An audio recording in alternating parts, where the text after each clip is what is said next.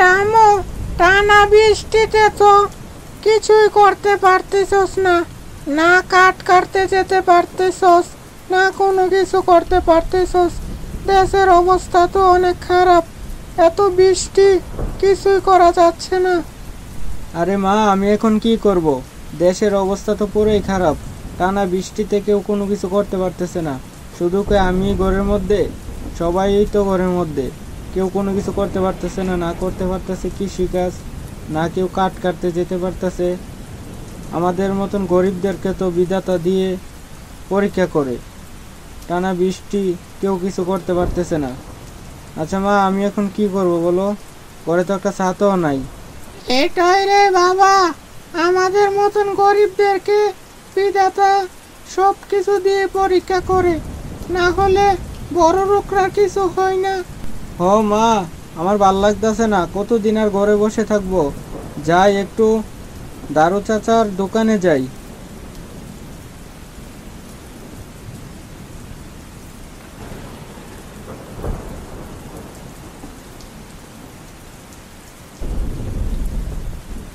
কিরে দারু, তোর ব্যবসার কি খবর? আজকাল তো দেখোছই অনেক বৃষ্টি, বৃষ্টিতে তো কেউ ঘর থেকেই বের হতে পারছে না। ও চাচা, দোকানে তো কোনো কাস্টমার নাই, বেচা কিনো নাই, কেউ তো ঘর থেকে বেরোই হইতে পারতেছে না।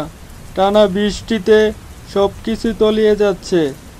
কিরে দারু, তুই আমাকে কতক্ষণ বসায় রাখবি? এত কথা না বলে আমাকে একটা চা দে। তোর দোকানের চা না খেলে তো আমার তৃপ্তি মজে না, নেশা উঠতে থাকে। তাড়াতাড়ি চাটা দে, খাই। আরে চাচা, এত তাড়াহুড়া করছো কেন? দিচ্ছি দিচ্ছি। বাড়িতে যেয়ে কি করবে? টানা বৃষ্টিতে তো কোনো কিছু করতে পারবে না। তাহলে একটু দোকানে বসো, আড্ডা দেও। তাড়াহুড়া করো কেন? কিরে দারু, এত বৃষ্টির মধ্যে তোর দোকান খোলা আমি তো ভাবতেই পারলাম না। যাক, ভালোই হয়েছে, তোর দোকানটা খোলা পেলাম। একটা চাও খেয়ে যাব, আর বাড়িতে কিছু বাজার সদাই নিয়ে যাব। এত বৃষ্টি, একটা ছাতাও নাই, ভিজে ভিজে আসলাম, বুঝছস? আরে রামুদা, বসো বসো। আমি তো তোমাদের জন্য দোকানটা খোলা রাখলাম। বাড়িতে কি করব? কোনো কাস্টমার পাইলে তো আমারই লাভ। দুই একটা জায়গায় কাস্টমার আসে। আচ্ছা, তোমার কি কি লাগে সব বলো, আর আমি তোমাকে চা দিচ্ছি, তুমি বসো। কিরে রামো, তুই নাকি জঙ্গলে কাঠ কাটোস? আমাকে কিছু লার্কি দিস তো, আমার বাড়িতে কিছু লার্কি রাখবে।